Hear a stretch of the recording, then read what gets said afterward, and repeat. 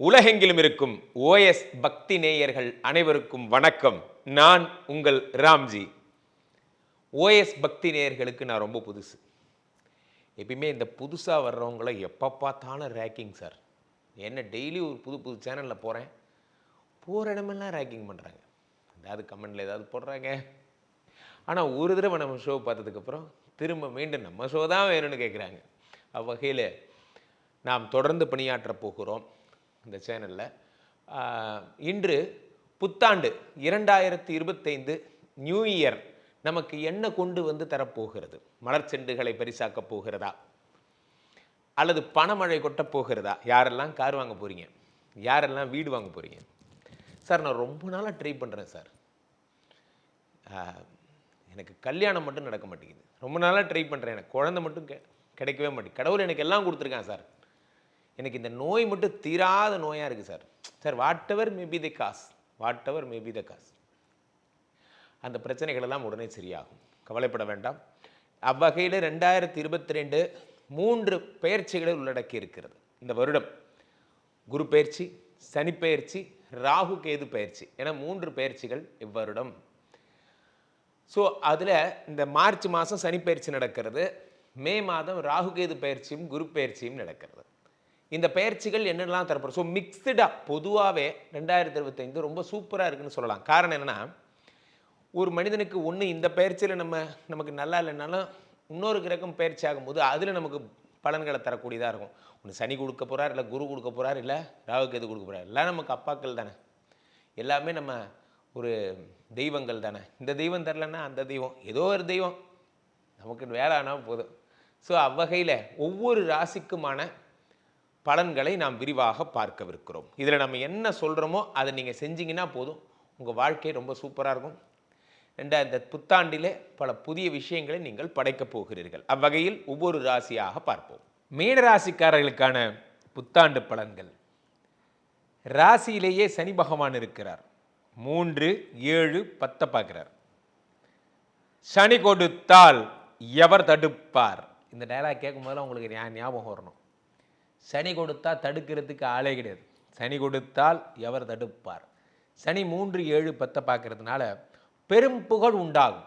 அரசியல்வாதிகள், சினிமா பிரபலங்கள், யூடியூப் பிரபலங்கள் போன்றவர்களாம் யார் யாரெல்லாம் ஒரு துறையில் பிரபலமாக இருக்கீங்களோ அவெல்லாம் உலகம் அறியப்படுகிறீர்கள்.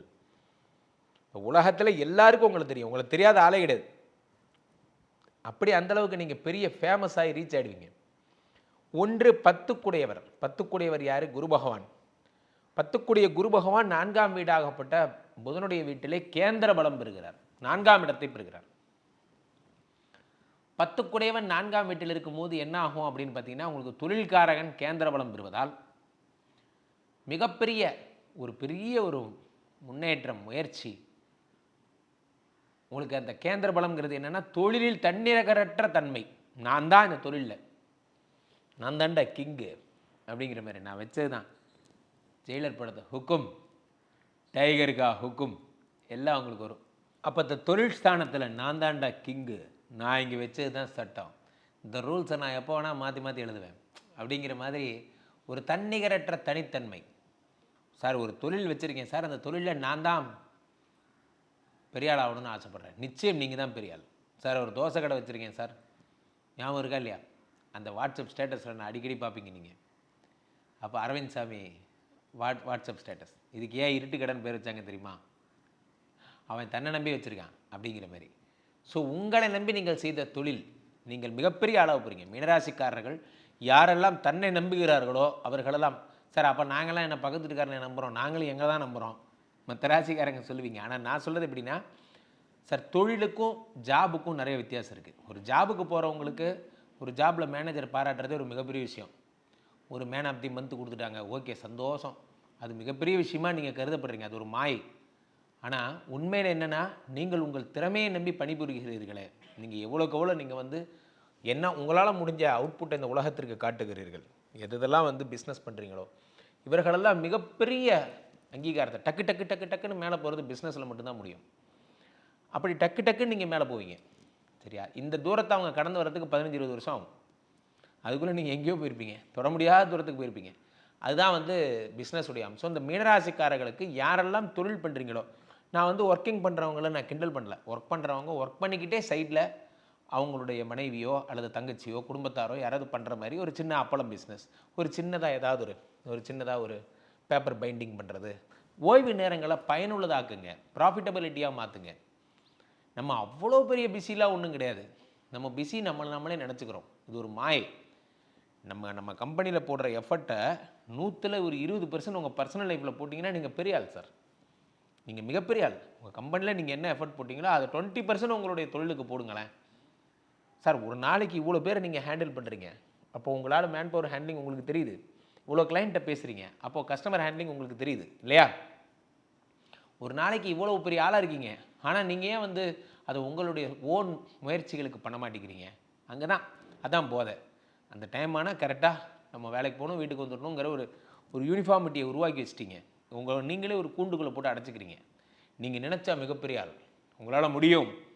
ஸோ அப்போது 1-10 கூடிய குரு பகவான் 4ஆம் வீட்டில் வருவது மிகப்பெரிய பெரிய பெரிய பெயர்களை உங்கள் கம்பெனியில் வாங்கி தரும், உங்களுடைய பொது வாழ்க்கையில் வாங்கி தரும். அதே மாதிரி 4ஆம் வீட்டில் இருக்கக்கூடிய குரு பகவான் 4, 5, 6, 7, 8 பார்க்குறார், 10 பார்க்குறார், 12 பார்க்குறார், தொழில் ஸ்தானத்தை பார்த்துட்டார். அப்போ என்ன ஆகும் அப்படின்னா தொழில் பல வகையில் விருத்தி ஆகும். சார் நான் சாதாரணமாக முந்திரி கொட்டை வாங்கி நான் தேனி மாவட்டத்துலேருந்து சேலத்துக்கு அனுப்புவேன் சார், சேலத்துலேருந்து கொடைக்கானல் அனுப்புவோம், கொடைக்கானலேருந்து இறக்குமதி பண்ணி கன்னியாகுமரிக்கு அனுப்புவோம் சார். இந்த மாதிரிலாம் நீங்கள் வச்சுருந்தீங்க அப்படின்னா அது எல்லாம் மாறி நீங்கள் இனிமேல் வந்து என்ன பண்ணுவீங்க அப்படின்னா இது எல்லாமே வெளிநாடுகளுக்கு ஏற்றுமதி பண்ண ஆரம்பிப்பீங்க. எதெல்லாம் வெளிநாட்டு பெரிய பெரிய கம்பெனிஸ் இந்த மாதிரி சொல்லுவாங்களே, மேற்கத்திய நாடுகள், கிழக்கிந்திய நாடுகள், அது போன்ற கண்ட்ரீஸ்க்கெல்லாம் நீங்கள் பண்ண ஆரம்பிப்பீங்க. ஸோ அப்போ என்ன ஆகும்னா கண்ட்ரி ஆர்டருங்கும் போது நிறைய லாபங்கள் உங்களுக்கு கிடைக்கும். ஒரு லாட் எனக்கு மூலியமாக எனக்கு இவ்வளோ கிடச்சிது, இந்த லாட்டில் இவ்வளோ கிடச்சிது. அது மாதிரி பிஸ்னஸ் பல வழிகளில் நீங்கள் வந்து அதனால் நீங்கள் வந்து ட்ரை ஃப்ரூட்ஸ் மாதிரியான விஷயங்கள் நீங்கள் தொடணும். 5 கூடியவன் சந்திரன் இந்த அடுத்த வருஷம் இதை விட சூப்பராக இருக்கும். குரு பகவான் 5ஆம் வீடாகப்பட்ட யோகாதிபதி சந்திரன் வீட்டில் வருகிறார். அப்போ 2025 to 26, 26 to 27 அடுத்த 2 வருடமும் உங்கள் வருடம். ஒரே ஒரு பிரச்சனை, சனி உடம்புல உட்காந்துருக்கார். சனியே பிணியே நான் டெய்லி ஒர்க்கை பாருங்கள், ஒர்க் பண்ணுங்கள், நிறைய ஹெல்த்தை டெவலப் பண்ணுங்கள், எக்ஸசைஸ் பண்ணுங்கள், வாக்கிங் போங்க. கால்கள் ரொம்ப பிரச்சனைக்குரியதாக மாறும். கால்கள் எப்போ பார்த்தாலும் உடம்பு ஒரு பத்திரமாக பார்த்துக்கிறது உங்களுக்கு நல்லது. உடம்புலேயே சனி பகவான் இருப்பதால் ஒரு சின்ன பொய் கூட your not allowed to say. சின்ன பொய் கூட சொல்லக்கூடாது. ஒரே ஒரு சின்ன பொய் கூட, ஏதாவது ஒரு சம்பவம் நடக்குது, ஒரு பொய் சொல்லிட்டீங்க அப்படின்னா அந்த சம்பவம் வந்து அந்த பொய் வந்து உங்களை வாழ்க்கையின் விளிம்பு நிலைக்கு கொண்டு போய் விட்டுரும். ஒரு சின்ன பொய் கூட சொல்லாமல். 12ஆம் வீட்டில் இருக்கக்கூடிய ராகு பகவான். ஸோ என் நண்பன், என் மச்சான், உயிர் தோழன், எனக்கு 20 வருஷமாக தெரியும், அவனை நம்பி நான் ஜாமீன் கையெழுத்து போடுறேன், அதை பண்ணுறேன், இதை எதுவும் பண்ணாதீங்க. நீங்கள் எதையாவது பண்ணீங்க அப்படின்னா இன்னும் எக்குத்தப்பான பிரச்சனைகளை போய் மாட்டுவீங்க. ஸோ இந்த ஷூரிட்டி கையெழுத்து போடுறது, ஜாமீன் கையெழுத்து போடுறது போன்றவே பண்ணக்கூடாது. மீனராசிக்காரர்களுக்கு தொழிலில் பலவிதமான ஏற்றங்களும் முன்னேற்றங்களும் ஏற்பட்டு ஃபாரின் போகிற யோகங்கள் எல்லாம் கிடச்சி சார் சூப்பராக இருக்க போகிறீங்க சார். சூப்பராக இருக்க போகிறீங்கன்னா அப்படி சூப்பராக இருக்க போகிறீங்க. ஸோ மீனராசிக்காரர்களுக்கு ஒரே ஒரு வார்த்தை மட்டும் மைண்டில் வச்சுக்கோங்க, சனி கொடுத்தால் எவர் தடுப்பார். இதை கேட்கும் போதெல்லாம் உங்களுக்கு ராம்ஜி ஞாபகம் வரணும். ஆக 12 ராசிகளுக்கு உடைய விரிவான புத்தாண்டு பலன்களை பார்த்தோம். இந்த டிவியில் போகிற இந்த 2 நம்பருக்கு கீழே போயிட்டுருக்க இந்த 2 நம்பரை கூப்பிடுங்க. இந்த 2 எண்களில் மட்டும்தான் நான் இருப்பேன். இந்த 2 நம்பரில் எங்கிட்ட பேசலாம், எங்கிட்ட பேசுங்க. உங்களுடைய சொந்த ஜாதகத்தை நீங்கள் கன்சல்டேஷன் பண்ணிக்கலாம். மீண்டும் ஒரு நல்ல பதிவில் சந்திப்போம்.